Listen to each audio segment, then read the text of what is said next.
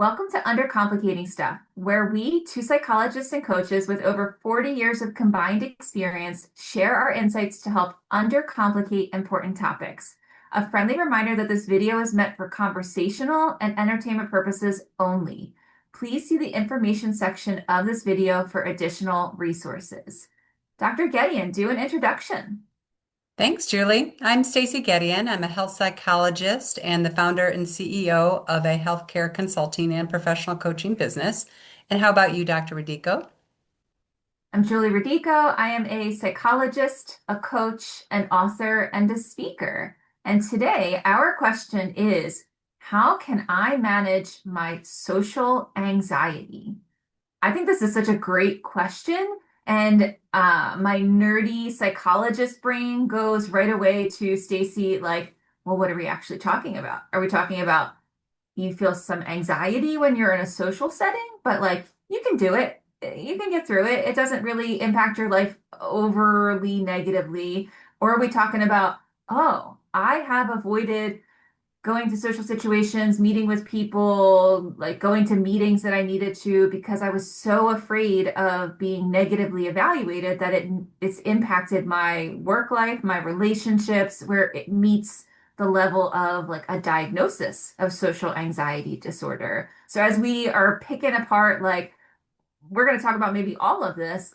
What other sort of like distinctions come to mind for you that you would want people to really think about? Is it you're feeling anxious in social settings, or is it social anxiety disorder, or like what else would people want to like consider or rule out?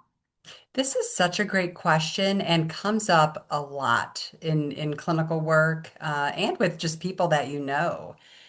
We all feel anxious at times in social situations, and it may be because we're presenting somewhere or we're going into a room with a bunch of people we don't know, but we use skills and we continue to go through it bravely and realize, okay, this is okay. And we probably tend to relax a little bit as time goes on.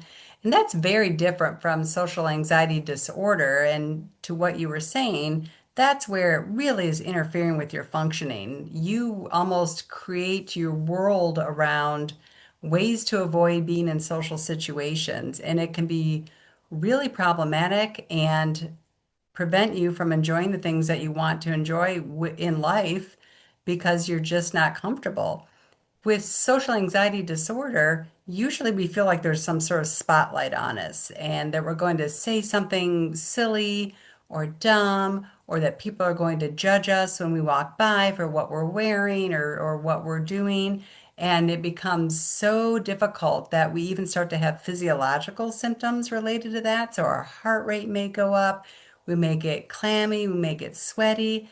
And then the big thing, as you know, is we tend to avoid. My go-to saying when we talk about avoidance is avoidance maintains anxiety. So what research shows us time and time again is when we feel uncomfortable, we tend to avoid. If I'm scared of dogs and I'm like, oh, there's a dog coming toward me as I'm walking down the street, I'm gonna maybe avoid that dog. What it does in the immediate is it reduces some of our stress. We go, "Phew, didn't have to encounter that." Same thing with the social situation. Oh, I feel stressed going into this social situation. You know what? I'm just gonna skip the party. I'm just not gonna go. Oh, that like anxiety in the immediate goes down. But the really crappy part, Stacey, is that the anxiety tends to come back and grow over time. So what happens is you're not letting your brain build up any evidence to counter that negative thought. You are saying, oh, the only way I can survive is by crossing the street to get away from this dog. The only way I could get through this is to just avoid social situations.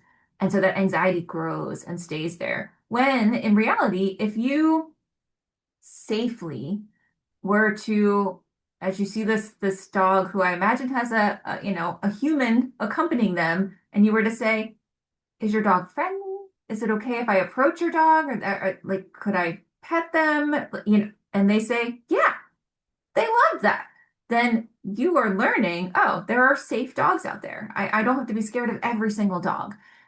Same thing with social interactions. If you were to go to this party in some capacity, and maybe you bring a friend along, Maybe you say, I'll stay for 15 minutes and you get through that. But what you're doing, no matter what a path you take, as long as you're going to that event, you're building evidence that says, oh, I can get through this. And the anxiety then tends to start to come down in the way that you really wanted to, that you're hoping was going to happen by just avoiding it. So yeah, avoidance is like something that we do. And in unsafe situations, like genuinely unsafe situations, avoid. Like avoid, like if you're that dog is looking rabid and angry and like avoid. But if that dog looks like a tiny little adorable, like, happy dog, maybe you don't need to avoid. Maybe that anxiety that's telling you, "Ah, I can't," is not as helpful as you would want it to be. Those are great points. And I'm mindful of the fact that our bodies and our brains are always wired for survival. And so if we're overestimating danger and then that's so extreme that we avoid situations, just like you said, then it just builds and we are actually strengthening that association. That's incorrect.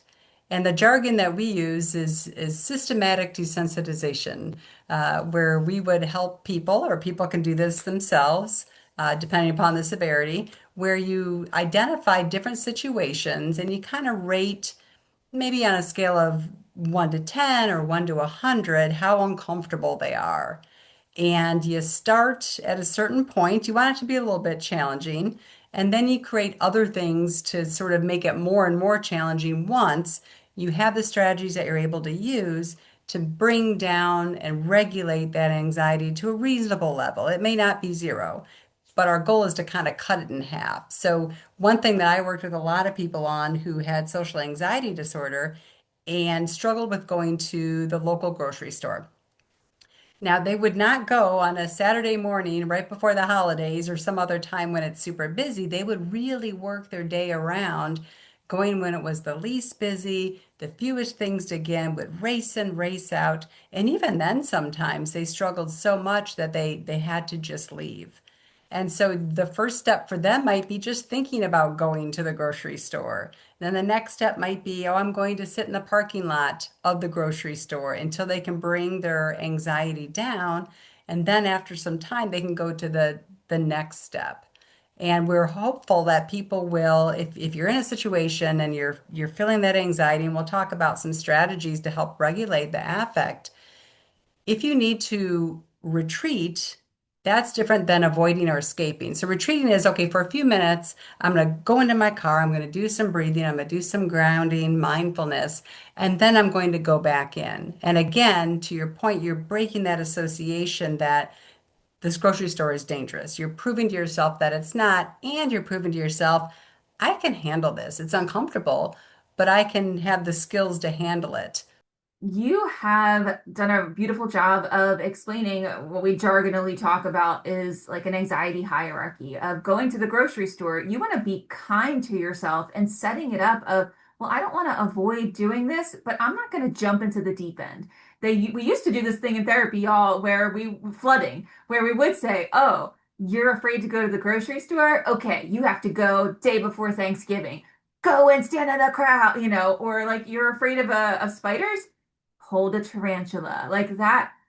There was some evidence that like that does work in a way, right? Because then you're like, oh, I survived holding that tarantula, or I made it through the grocery store. But the level of discomfort and stress that you put somebody through doing that is a little bit mean. And so what is better is what Stacey's talking about. If you want to slowly build up your confidence of, oh yeah, I went to the grocery store at the least likely time that anybody else was going to be there. I saw maybe 5 people and I was able to get through that. And I was able to do that multiple times and reduce my stress around that. I was able to give a speech to one person in my life and reduce the stress that I felt around that. Because, y'all, there is a subtype of social anxiety disorder. If you're getting fully diagnosed, there is one subtype, and it is performance-based social anxiety, which is public speaking or performing in public. Some people love it, like Stacey and I, and some people hate it with a passion. And so you wouldn't go, okay, go do a TED talk and talk to 5,000 people in one room. That's not where you'd start on your anxiety hierarchy. you would start low and slow. You want to have tools in your toolbox to help you soothe your system because your nervous system is going to kick on in a way that's saying, there's a threat. We got to get out of here. We got to keep you safe. I'm going to make your heart pump faster. I'm going to make you breathe quicker. But what you want to do is send the messages back to your body that we're okay. There's no like big terrible thing. There's no lion coming to eat us and chase us right now. We don't have to go into this fight or flight mode. And you can do that in one way, as you alluded to, Stacey, by doing some mindfulness. So, one good strategy is taking a moment to do the 5, 4, 3, 2, 1 practice, which is naming 5 things that you see, 4 things that you physically feel. So, notice right now as you're listening, how do your feet feel on the floor? How does your shirt feel on your shoulders? Like those kinds of feelings. You want to ground yourself in what you're physically feeling. You want to name 3 things that you hear, 2 things that you smell, and 1 thing that you taste. And you don't have to necessarily be eating anything, but just notice, like, oh, okay, well, this is the taste that's in my mouth right now. And while you're doing that, you want to be maybe taking some slow, deep breaths and not judging what you're hearing, seeing, smelling. You just want to be noticing to pull your mind away from the, I have to go to the grocery store and back into, I'm here where I am right now. I'm safe right now. I can calm my system right now. And then go into the grocery store, or you just came out of the grocery store, like calm your system back out while you're in the grocery store. Like it's a great tool that nobody really knows when you're doing it, right? Because I could be looking around right now in Stacey's background and going, oh, there are 5 things I see. She would never know. I mean, I said it out loud, so she might know. But in practice, I would be just thinking it.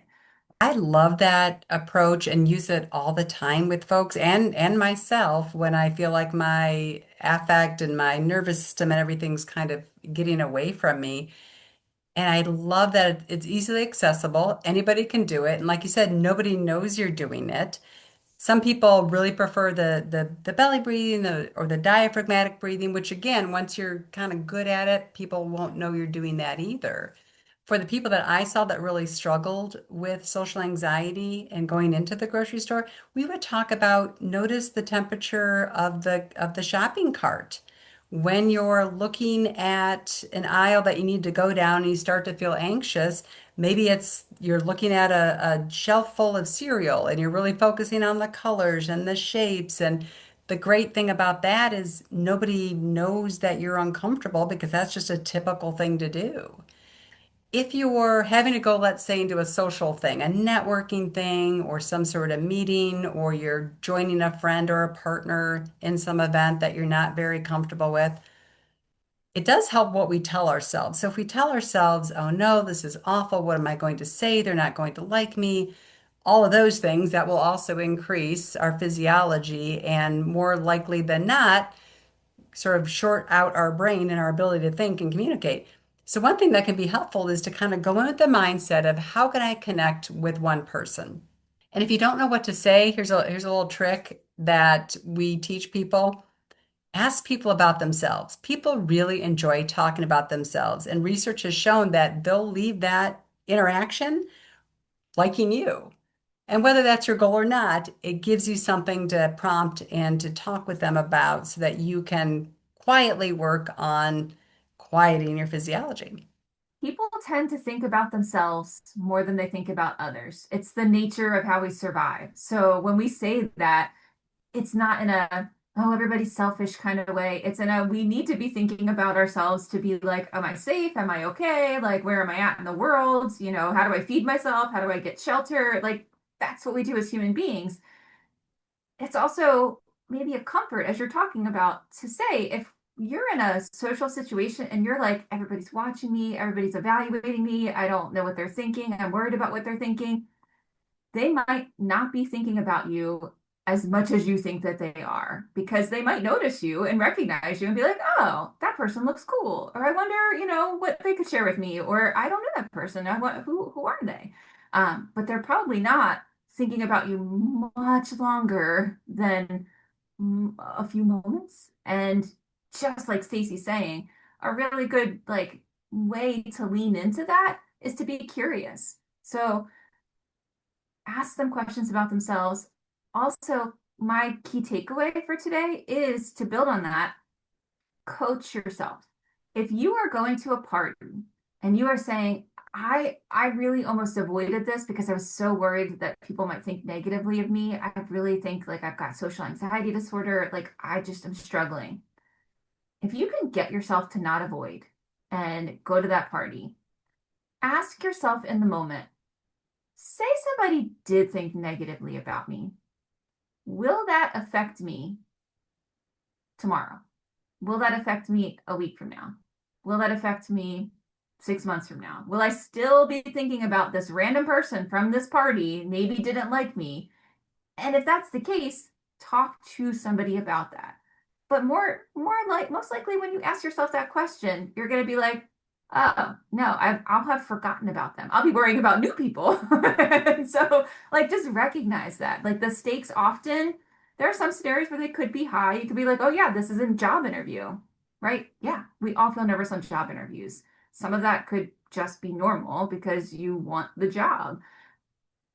If it's not going to really affect you tomorrow, a week from now, 6 months from now, then put it in perspective. It still might be important, but how important do you want that to be and how you decide what you want to do in life? If you're like, I really do want to go to this party and have fun, I'm just worried about what people are going to think about me. Don't let that stop you from one, building up the evidence that you can go to that party and maybe have fun. You could make friends at that party. And even if there's somebody who doesn't like you can get through it. We know that the worst thing to do, as you said, Julie, is to avoid.